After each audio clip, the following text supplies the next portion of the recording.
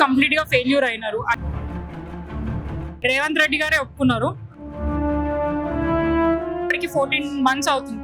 ఇప్పటిదాకా కూడా వారు అమలు చేసిన ఒక్కటే అర గ్యారెంటీ, అంత 6 గ్యారెంటీలో ఆయన అమలు చేసిన అర గ్యారెంటీ. అది కూడా ఎందుకు పార్టీ మారినరో అనేది మనకి వివరణ ఇవ్వాలన్నారు.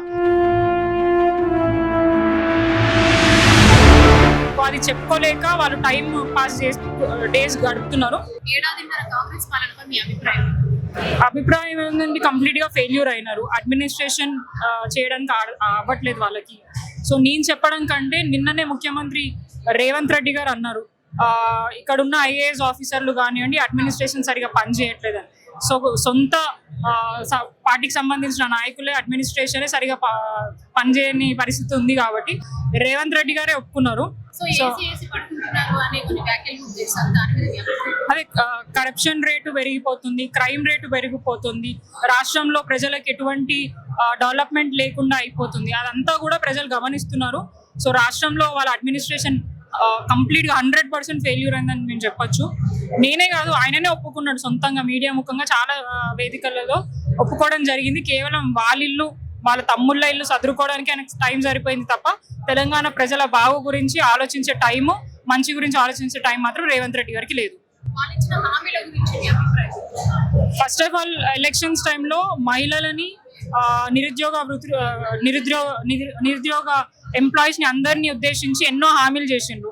అండ్ వాళ్ళకి తెలుసు రాష్ట్రంలో తెలంగాణ రాష్ట్రంలో ఎలాంటి అంటే ఏమంటారు ఆర్థిక పరిస్థితిలో ఉందని చెప్పేసి. ఎందుకంటే గతంలో వాళ్ళ ఎమ్మెల్యేలు కూడా చాలా మంది ఉన్నారు. బడ్జెట్ సమావేశాలు అయినప్పుడు కూడా వాళ్ళు కూడా అక్కడ ఉండడం జరిగింది. సో రాష్ట్రంలో ఎంత అప్పు అయింది, ఎంత ఆదాయం ఉంది అని చెప్పేసి వాళ్ళకు కూడా ఒక అవగాహన ఉంది. కానీ అవన్నీ తెలిసినాక కూడా అమలు కాని హామీలు ఇచ్చి 100 రోజుల్లో, ఇంకా కాంగ్రెస్ పార్టీ ఏర్పాటైన 100 రోజులలోనే ఇవన్నీ హామీలు చేస్తామని చెప్పి వాళ్ళందరూ అంటే రేవంత్ రెడ్డి గారు మాట్లాడడం జరిగింది. 100 కాదు, ఇప్పటికి 14 months అవుతుంది. ఇప్పటిదాకా కూడా వారు అమలు చేసిన ఒక్కటే అర గ్యారెంటీ, అంత 6 గ్యారెంటీలో ఆయన అమలు చేసిన అర గ్యారెంటీ. అది కూడా ఫ్రీ బస్సు. దాంట్లో కూడా చాలా మంది మహిళలు ఇబ్బంది పడుతున్నారు, పురుషులు ఇబ్బంది పడుతున్నారు. బస్సులు లేక రాత్రి పగలు బస్సుల గురించి వెయిట్ చేస్తున్నారు. అండ్ మిగతా ఏ హామీలు కూడా పూర్తి స్థాయిగా ఇంప్లిమెంట్ చేయలేదు. మహిళలకి 2500, పిల్లలకి స్కూటీ, తులం బంగారం, వృద్ధులకి పెన్షన్లు కానివ్వండి, ఇట్లాంటివి ఎన్నో మేజర్, అవన్నిటిని కూడా పక్కకు పెట్టి కేవలం 4th సిటీ అని చెప్పేసి పైసలన్నీ తీసుకుపోయి అక్కడ పెట్టి వాళ్ళు ఆస్తులు సంపాదించుకుంటారు తప్ప తెలంగాణ రాష్ట్రానికి ఎటువంటి ఆస్తులు తీసుకొస్తలేరు, దాన్ని ప్రజలకి పంచే ప్రయత్నం చేస్తలేరు. మాకైతే న్యాయస్థానం మీద నమ్మకం ఉంది. ఏదైతే వీళ్ళు పార్టీని కాదని ఇంకో పార్టీ కాంగ్రెస్ పార్టీకి మారినరో దాని మీద మా నాయకులు ఏదైతే సుప్రీంకోర్టులో పిటిషన్ వేయడం జరిగింది. అండ్ రీసెంట్ గా కోర్టు కూడా స్పీకర్ కి మందలిచ్చి వాళ్ళకి ఎందుకు పార్టీ మారినరో అనేది మనకి వివరణ ఇవ్వాలన్నారు.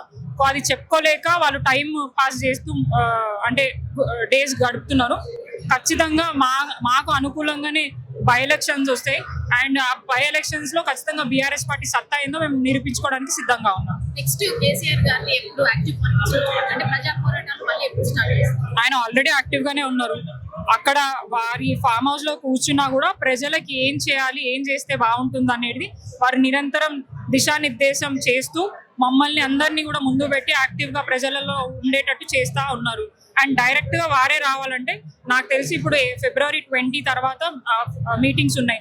ఆ మీటింగ్స్ తర్వాత పబ్లిక్ మీటింగ్స్ కానివ్వండి ప్రజలలో వెళ్ళడానికి ఒక సిద్ధం చేసుకుంటున్నారు.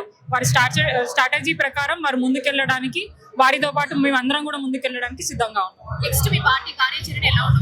అంటే ఇప్పుడు February 20 తర్వాత తెలుస్తుంది. ఆల్రెడీ మేము ప్రజల్లో ఉన్నాం.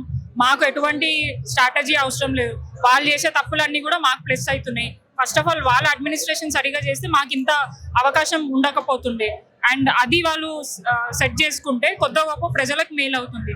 అంటే అసలు ఒక రేవంత్ రెడ్డి అంటే ముఖ్యమంత్రిని ఇంత ఘోరంగా ఇంత షార్ట్ పీరియడ్ లో తిడతారని ఎప్పుడు ఎక్స్పెక్ట్ చేయలే. అండ్ ఫ్యూచర్ లో కూడా అదే నెవర్ బిఫోర్ ఎవర్ ఆఫ్టర్ అంటారు కదా, ఇట్లాంటి ముఖ్యమంత్రి రారు, ఇట్లాంటి పరిపాలన రాదని ప్రజలందరూ అనుకుంటున్నారు.